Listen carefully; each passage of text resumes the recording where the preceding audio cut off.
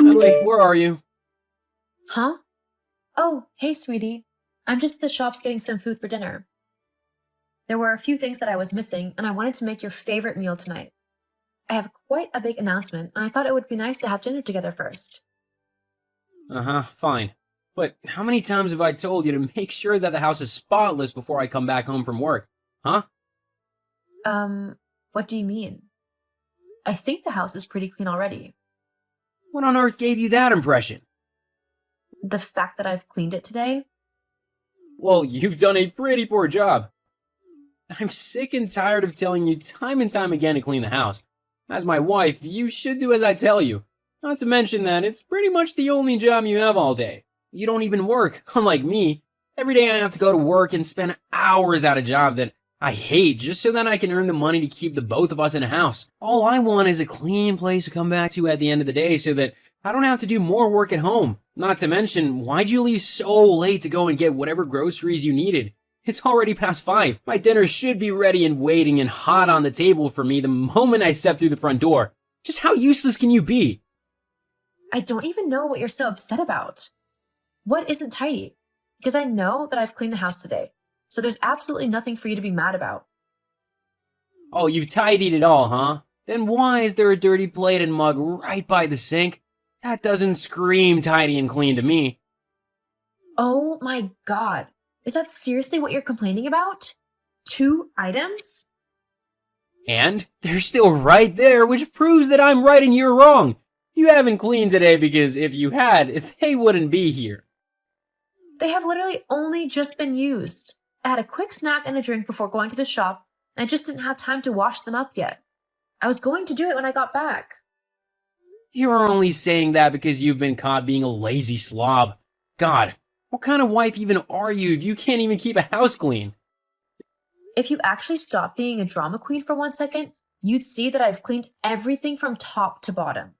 I've also done all of the laundry, changed the sheets on our bed, and even managed to get those boxes of clothes to the charity so they could be sold there and stop cluttering up our house. So I think you'll find that I've done a lot today, even though I've not been feeling too great and have actually been sick a couple of times today. Hang on a minute. What do you mean you've taken those boxes away? Why would you do that? Huh? Because we've been talking about donating those clothes for quite a while now, but we've never actually gotten around to doing it. Even though we sorted out all of the things that we didn't want. I finally managed to get rid of them today.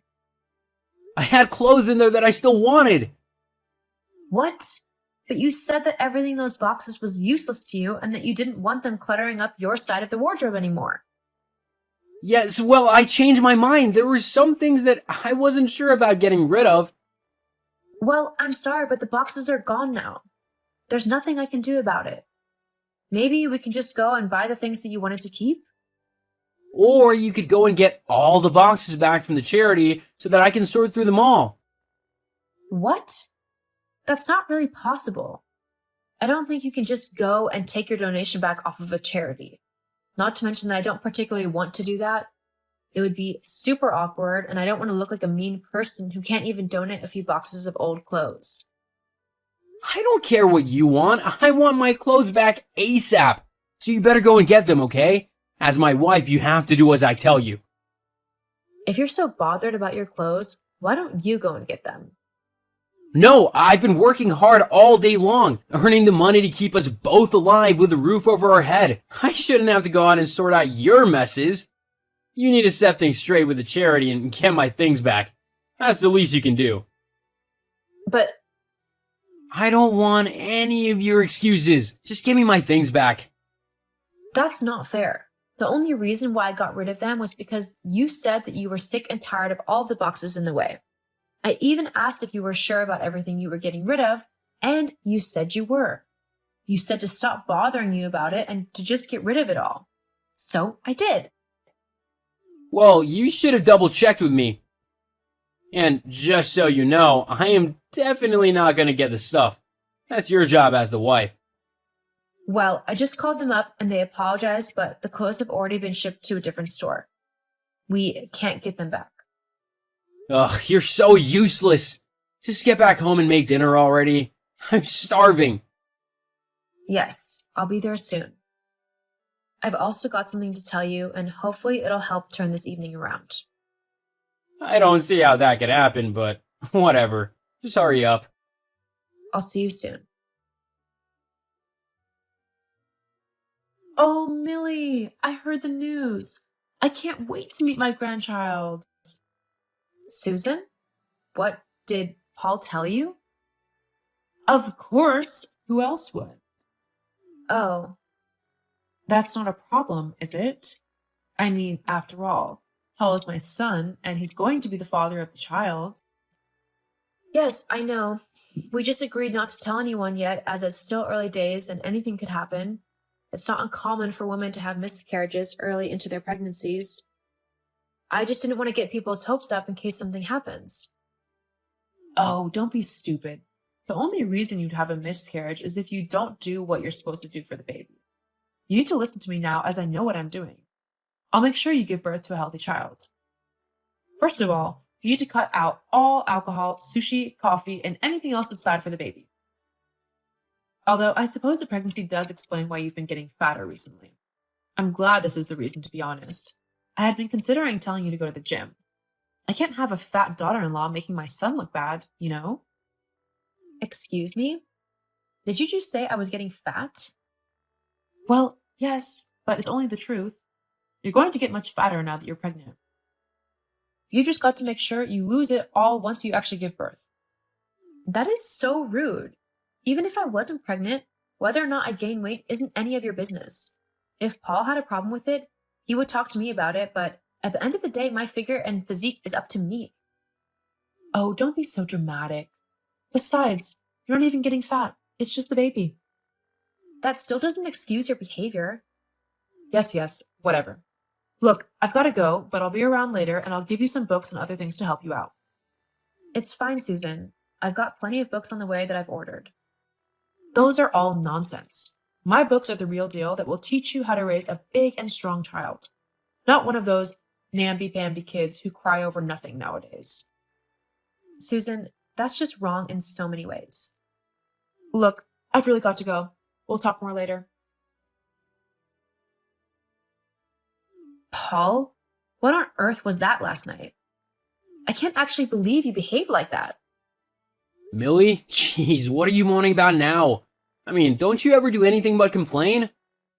Paul, I really think you need to stop acting like such a spoiled man-child right now. What? You can't speak to me like that.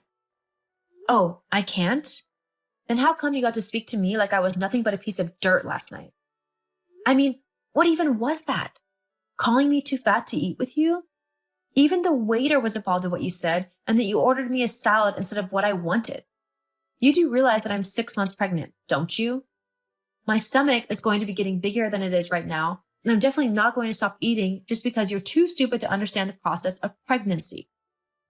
Being pregnant means you put on a little bit of weight. I know that, but you don't need to blow up as big as you have. You could definitely do with losing a few pounds. You look completely unattractive. I can hardly stand being seen in public with you because of how fat you are. If you want to continue being with me, then you're gonna have to lose some weight. That's all I can say. Is that truly how you feel? You're actually giving me that ultimatum? Yup. I see. Very well then. You've just made my decision a whole lot easier. Huh? Decision? Yes. I've been thinking of it for a while now because your behavior is simply horrible. When we first got together, you were so sweet and kind and caring, but ever since we got married, you've turned into a vile, disrespectful, and vindictive man, and you're simply just not someone that I want to be with. And telling me that I'm getting too fat to be with you, simply because I'm pregnant, is honestly the last straw. If you're this kind of husband to me, I'd hate to see what kind of father you'd be like to my baby. So I'm leaving you.